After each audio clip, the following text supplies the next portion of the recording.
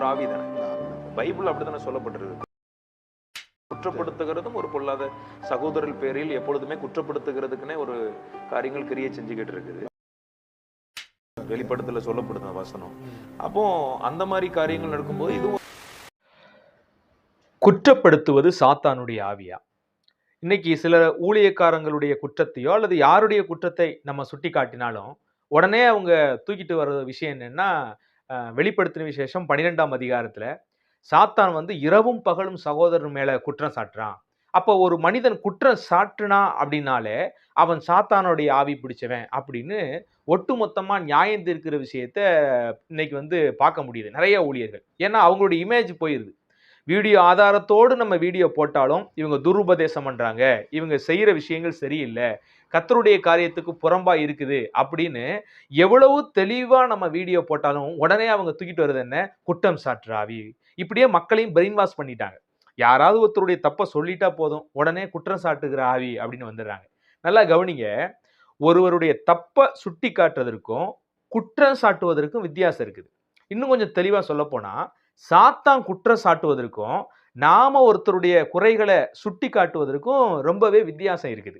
சாத்தான் அழிப்பதற்காக குற்றம் சாட்டுகிறான், நாமும் சரி செய்வதற்காக குற்றம் சாட்டுகிறோம். எப்பவுமே சாத்தான் நம்மை சரி செய்யணும் அப்படிங்கிற நோக்கத்துல குற்றம் சாட்டுறது இல்லை.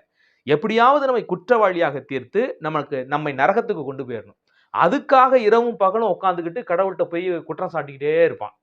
ஆனா நாம வைக்கிறது என்னன்னா, சீர்திருந்தனம். வசனத்தை விட்டு இவங்க மாறி போயிடக்கூடாது. இன்னைக்கு இப்படி வசனத்தை விட்டு மாறி போற நிறைய ஊழியர்களை சில மூத்த ஊழியர்கள் கண்டிக்காதனாலதான் இன்னைக்கு திருச்சபை சீர்கெட்டு போய் கிடக்குது. நிறைய சபைகள் பப்பு மாறி கிளப்பு மாறி வித்தியாசமா இந்த லோபத்தனமான வேஷத்தை தரிச்சிட்டாங்க. 1 கொரிந்தியர் 12 ரோமர் 12ஆம் அதிகாரத்துல நம்ம வாசிக்கும் போது கூட இந்த உலகத்துக்கு ஒத்த வேஷம் தரிக்க கூடாது, தேவனுக்கு பிரியமாதான் நம்ம என்ன செய்யணும், நம்ம ஜீவ பலியாய் ஒப்பு கொடுத்து ஒரு ஆராதனை செய்யணும்னு வேதம் தெளிவா சொல்லியிருக்க. இன்னைக்கு லோபத்தனமான விஷயங்கள் உலகம் என்ன செய்யுதோ அதை அப்படியே திருச்சபைக்குள்ள கொண்டு வந்து அநேக போதகர்கள் புதிய ட்ரெண்டா இதெல்லாம் செஞ்சுக்கிட்டு வர்றாங்க, வேதத்துக்கு புறம்பா செஞ்சுக்கிட்டு வர்றாங்க. இதெல்லாம் கண்டிப்பா வசனத்தின் அடிப்படையிலே சுட்டிக்காட்டி சீர்படுத்துவது அவசியமா இருக்குது. நல்லா கவனிங்க, தவறுகளை சுட்டி காட்டுறதே அது சாத்தானுடைய ஆவி அப்படின்னா எல்லா தீர்க்கதரிசிகளும் அப்ப சாத்தானுடைய ஆவின்னு சொல்ல வேண்டியது வரும். எல்லா அப்போஸ்தலர்களையும் சாத்தானுடைய ஆவின்னு சொல்லணும். ஏன் இயேசு கிறிஸ்துவே அப்புறம் சாத்தானுடைய ஆவி அப்படின்னு சொல்ல வேண்டியது வரும். ஏன்னா இயேசு அன்றைக்கு இருந்த தேவ ஊழியர்களாய் அறியப்பட்ட பரிசேயர்களையும் வேத பிரமாணத்தை எடுத்துக்கொண்டு போதிச்சவங்களையும் ஆசாரியர்களையும் நிறைய குற்றம் சாட்டினாரு. எத்தனையோ விதமான காரியங்களை அவர் வந்து குற்றச்சாட்டாக வைத்து பேசுவதை நம்ம பைபிள் முழுக்கவுமே பார்க்கிறோம். கடிந்து கொண்டார், அவ்வளவு அதிகமாக அவர் கடிந்து கொண்ட விஷயத்தெல்லாம் பார்க்கிறோம். பரிசேயரை பார்த்து, வேத சாஸ்திரிகளை பார்த்து, அவங்க வந்து எப்படி மோசையின் ஆசனத்துல உட்கார்ந்து மக்களை எல்லாம் அடிமைப்படுத்துறாங்க, எப்படி பாரமான சுமைகளை மக்கள் மேல சுமத்தி தன்னுடைய விரல் நுனியினாலும் தொடாது இருக்கிறாங்க, வெள்ளையடிக்கப்பட்ட கல்லறையை என்றெல்லாம் சாடுகிற விஷயத்தை நம்ம பார்க்கிறோம். அப்போஸ்தலர்களும் ஏன் நிருபங்கள் எழுதுறாங்க? எல்லா நிருபத்திலையும் பாருங்களேன், அந்த சபையினுடைய திருச்சபையினுடைய குற்றத்தை சுட்டி காட்டி எழுதியிருப்பாங்க. அதுக்கு தான் நிருபமே. ஒரு திருச்சபை சரியில்லை, ஒரு ரோம திருச்சபையோ, ஒரு கொரிந்திய திருச்சபையோ, ஒரு பிலிப்பு திருச்சபையோ, ஒரு எபேசிய திருச்சபையிலேயோ தவறு இருக்கும்போது உடனே இங்க பவுலடிகள் கடிதம் எழுத ஆரம்பிச்சிருவாரு, அந்த தவறுகளை சுட்டி காட்டி எழுதுகிற விஷயமாக. பேதுருவும் கூட அப்படித்தான் எழுதியிருக்கிறார். ஏன் வெளிப்படுத்தின விசேஷத்துல கூட ஆண்டவர் பேசும்போது கூட 7 திருச்சபையினுடைய குறைகளையும் சுட்டி காட்டி நீ மனம் திரும்புன்னு பேசுறாரு. அப்ப ஆண்டவரே ஒருவருடைய குறைகளை அழகா சுட்டி காட்டி சீர்திருத்துவதற்கு அவர் முயற்சி பண்ணுகிறார். அப்ப நல்லா கவனிங்க, ஒருவருடைய குற்றத்தை சுட்டி காட்டுவது அப்படிங்கிறது அது குறை சொல்ற ஆவியெல்லாம் கிடையாது. பைபிள்ல சில இடங்கள்ல மற்றவர்களை குற்றவாளியாக தீர்க்காதே அப்படிங்கிற எல்லா வசனத்தையும் நீங்க மேல கீழே எடுத்து சரியா வாச்சு பாத்தீங்கன்னா, அபாண்டமாக குற்றம் சாட்டாதே, தெரியாத விஷயத்த தெரிஞ்ச மாதிரி அவங்க மேல குற்றம் சாட்டாதே, தேவையில்லாம குற்றம் சாட்டாதே அப்படின்னு தான் அந்த இடத்துல எழுதப்பட்டிருக்குமே ஒழிய தவறு செஞ்சவங்களை நீ எதுவும் குற்றப்படுத்தக்கூடாது அப்படின்னு பைபிள்ல எங்கேயுமே இல்லை. பழைய ஏற்பாட்டு தீர்க்கதரிசிகளும் சரி, புதிய ஏற்பாட்டு அப்போஸ்தலர்களும் சரி, ஆண்டவராய் இயேசு கிறிஸ்துவும் சரி, எல்லாருமே குறைகளை சுட்டி காட்டினாங்க. அந்த ஊழியத்தை செய்யறது தப்பே இல்லை. பிரதானமாக இன்றைய நாட்களிலே அந்த ஊழியம் செய்யப்பட வேண்டிய அவசிய நிலைமையில இன்னைக்கு இருக்குது. நல்லா கவனிங்க, சாத்தான் குற்றம் சாட்டுவதற்கும் நாம குற்றம் சாட்டுவதற்கும் இருக்கிற வேறுபாட 2 விதமான காரியத்தின் மூலியமா உங்களுக்கு விளக்குறேன். ஒண்ணு பாத்தீங்கன்னா, சாத்தான் யோபுவை குற்றப்படுத்துறான். அவன் வந்து உத்தமமா இருக்கிறான், நீதிமானா இருக்கிறான். ஏன் இருக்கிறான்? நீர் அவனை வேலியடைத்து பாதுகாத்து வச்சிருக்கிறீர். இதையெல்லாம் எடுத்து பாரும். அவன் உன்னை நிந்திப்பானோ மாட்டான். அப்படி குற்றப்படுத்துறான். இல்லாதும் பொல்லாதும் ஏற்கனவே யோபு நீதிமானாக இருந்த போதிலும் வேண்டும் என்றே அவன் மேல ஒரு குற்றச்சாட்டை வச்சு அவன் வாழ்க்கையை சோதனைக்குள்ள தள்ளி அவனை எப்படியாவது அழுத்தி அழிச்சிடணும் அப்படிங்கிற நினைப்போடு கூட சாத்தான் குற்றம் சாட்டுகிறான். அதே மாதிரி தானியேலும் குற்றம் சாட்டப்பட்டார். எந்த தப்பும் இல்லாம அவ்வளோ பர்ஃபெக்டா ஒரு அந்நிய தேசத்துல சாட்சியா வாழ்ந்துகிட்டு இருக்கிறாரு தானியேல். ஆனா அவருடைய ஜீவியம் பொறுக்க முடியாம அவருடைய இடத்துக்கு ஆசைப்பட்ட சிலர் என்ன செய்யறாங்கன்னா, எப்படியாவது அவரை ஒரு குற்றத்தை தேடி கண்டுபிடிச்சு அவர் என்ன செஞ்சிடணும், அழிச்சிடணும் அப்படின்னு முயற்சி பண்ணாங்க. இதுதான் தப்பு. ஆனா ஒருவர் செய்யற தவறுகளை நாம் சரி செய்யும் வண்ணம் அவங்களை எப்படியாவது சரி பண்ணிடணும், கரெக்ட் பண்ணிடணும் அப்படின்னு சுட்டி காட்டுவது எந்த ரீதியிலும் தப்பு இல்லை. இப்ப நாத்தான் எடுத்துக்கங்க. தாவீது என்ன செய்யறாரு, பத்சேபார் இடத்துல பெரிய தவறு செய்து தன்னுடைய சேனையில இருக்கிற ஒருத்தனுக்கு துரோகம் பண்ணி அவர் பாட்டுக்கு ஜாலியா சந்தோஷமா இருக்கிறாரு. ஒரு கில்ட்டி ஃபீலிங் இல்ல. ஐயோ இப்படி ஒரு தப்பு செஞ்சுட்டோமே, நமக்கு உண்மையா இருந்த ஒரு போர் சேவகனை நம்ம கொன்னுட்டோமே, அவனுடைய மனைவிக்கு ஆசைப்பட்டு எந்த ஒரு விஷயம் இல்லாம அவர் பாட்டுக்கு ஜாலியா அரியணையில இருக்கிறாரு. நாத்தான் வர்றாரு, சூப்பரா ஒரு கதை வடிவில தாவீதுக்கு விளக்குறாரு. இப்படி ஒரு ஒரு மனுஷனுக்கு ஒரு மனிதன் இருந்தான், அவனுக்கு சொந்தக்காரங்க வீட்டுல வந்திருக்கிறாங்க. தன்னுடைய ஆட்டிலிருந்து தன்னுடைய ஆடு நிறைய இருக்குது, அதிலிருந்து அவன் எடுத்து ஆடை அடித்து தன் சொந்தக்காரங்களுக்கு சாப்பாடு போடாம ஒரு ஏழையானவனுடைய ஆட்டுக்குட்டியை எடுத்து அடிச்சுட்டான் அப்படின்னு சொன்னோன்னா தாவீதுக்கு உடனே பெரிய கோவம் வந்துருச்சு. அது யாரு சொல்லுங்க, அவனை சும்மா விட மாட்டேன் அப்படின்னு சொன்ன உடனே நீதான்ப்பா அவன், நீதான் அவன் அப்படின்னு சொன்னாரு. உடனே தாவீது குத்தப்பட்டவரை என்ன செஞ்சாரு, மனம் திரும்பினார். உடனே நாத்தான் மேல போய், யார் அங்கே, எடுங்கடா வாழ, வெற்றா, அபிஷேகம் பண்ணப்பட்டவன் மேல குற்றஞ்சாட்டுறான், குறை பேசுறான் இந்த நாத்தான், உன வெற்றா அப்படின்லாம் தாவீது சொல்லல. ஆனா இன்னைக்கு ஊழியக்காரங்களுடைய கெதியை பாருங்க. அப்படியே வீடியோ ஆதாரத்தோட அவங்களுடைய குற்றத்தை எடுத்து சொன்னாலும் நல்ல இருதயமா இருந்தா என்ன செஞ்சிருவாங்க, ஆமாப்பா வசனத்துக்கு விரோதமா நம்ம செஞ்சுக்கிட்டு இருக்கிறோம், சகோதரர் என்ன செய்யற சுட்டி காட்டிட்டாரு, நம்ம மனம் திரும்புவோம் அப்படிங்கிறது தான் சரியான விஷயம். ஆனா இன்னைக்கு தன் இஷ்டம் போல வாழ இன்னைக்கு மக்கள் துடிக்கிறாங்க. கடிந்து கொள்ளுதல வெறுக்கிறது, இது ஒரு நல்ல சுவாபமே இல்லை.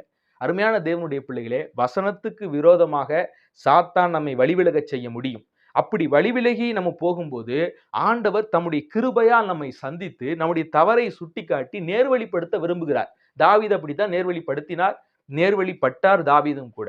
ஒரு வசனத்தை நான் உங்களுக்கு வாசிக்கிறேன் பாருங்க. நீதிமொழிகளின் புத்தகத்துல 29வது நீதிமொழிகள்ல ஒரு வசனம், அதை வாசிக்கிற 15வது வசனம். பிரம்பும் கடிந்து கொள்ளுதலும் ஞானத்தை கொடுக்குமா.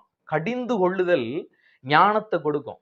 அதனாலதான் பவுலடிகளும் நீங்க கடிந்து கொள்ளுங்க, கண்டனம் பண்ணுங்க, புத்தி சொல்லுங்க அப்படின்னு தொடர்ச்சியாக தன்னுடைய நிருபங்கள் எழுதுறதை பார்க்கிறோம். அப்ப தவறு செய்கிற மனிதர்களை கடிந்து கொள்ளும் போது அவர்களுக்கு ஞானத்தை கொடுக்குமா. தன் இஷ்டத்துக்கு விடப்பட்ட பிள்ளையோ தன் தாய்க்கு வெட்கத்தை உண்டு பண்ணுகிறானா. இன்னைக்கு அநேக ஊழியர்கள் தன் இஷ்டம், தன்னுடைய காரியம், ஒரு வசனத்தை அடி சுட்டி பாட்டா அதுல மனம் திரும்புறதே இல்லை. அப்படி போறதுனாலதான் எப்படி ஒரு பிள்ளை தாய்க்கு கீழ்ப்படியாம தன் இஷ்டப்படி போகும்போது தாய்க்கு அவமானத்தை, வெட்கத்தை உண்டு பண்ணுதோ, இன்னைக்கு ஆண்டவருக்கு வெட்கத்தை உண்டு பண்ணி கொண்டிருக்கிறாங்க அநேக ஊழியர்களும் விசுவாசிகளும். தயவு செய்து பிரியமானவர்களே, இனி இந்த வார்த்தையை பேசாதீங்க. யாராவது நீங்க செய்யற தவற சுட்டி காட்டினாங்க உடனே குற்றம் சாட்டுறாவி, குறை சொல்றாவி, இது சாத்தானுடைய ஆவி. இந்த அலெக்ஸை செய்யற மாதிரி ஒரு மிளையேறப்பட்ட அபிஷேகம்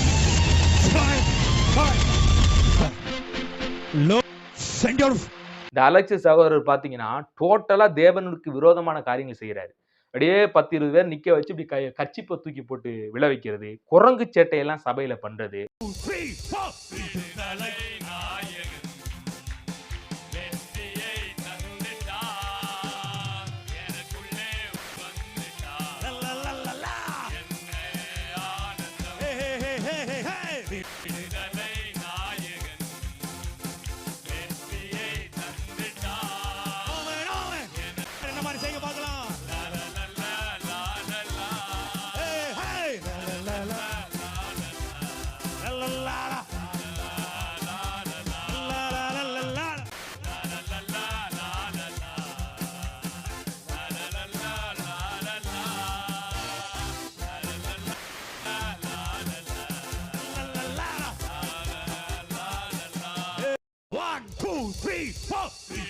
நாங்க ஆண்டவரை கொண்டாடுறோம்னு சொல்லிட்டு அவலட்சணமான காரியங்களை சபைகள்ல நடப்பிக்கிறது. நான் கேட்கிறேன், அப்போஸ்தலர்கள் இப்படிதான் திருச்சபை நடத்தியிருப்பாங்களா? யோசிச்சு பாருங்க.